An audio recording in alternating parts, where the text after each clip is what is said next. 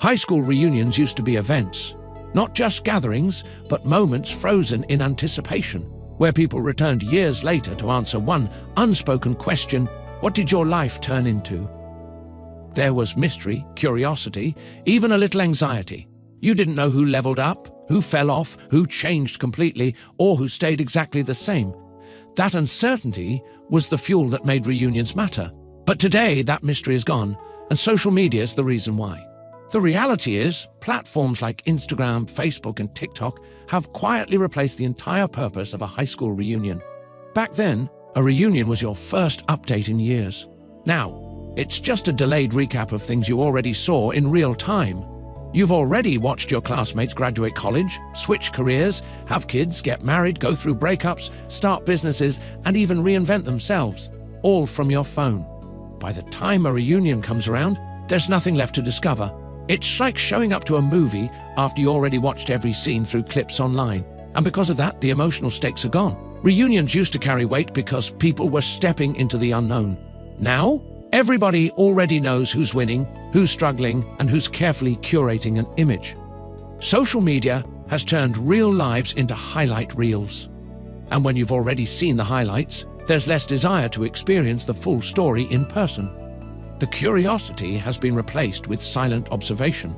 Another reason reunions are dying is because social media creates a false sense of connection. People feel like they've already kept up with everyone, even if they haven't had a real conversation in years. Liking a photo, watching a story, or dropping a quick comment tricks the brain into thinking the relationship is still active. So when a reunion gets announced, the urgency just isn't there. It feels unnecessary, like showing up to reconnect with people you technically never lost, even though the connection is surface level at best. There's also the pressure factor. Social media didn't just remove mystery, it replaced it with performance.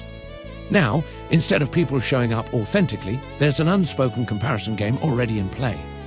People are measuring real-life presence against digital personas. Some don't show up at all because they feel like they don't measure up to the version of success they see online.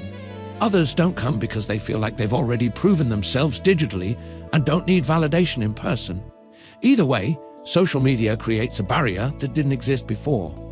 High school reunions used to offer closure. They were a chance to revisit old dynamics, squash old beef, laugh about the past, and see people as who they've become rather than who they were. But social media interrupts that process.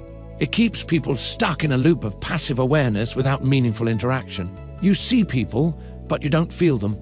You know about their life, but you don't experience their growth. So the reunion loses its purpose as a moment of reconnection and becomes just another optional event. In a way, social media didn't just hurt high school reunions, it replaced them entirely.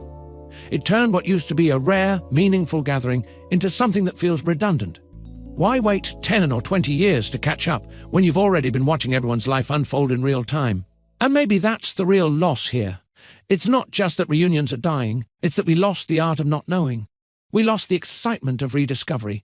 We lost the genuine reactions, the surprise, the growth that could only be understood face to face.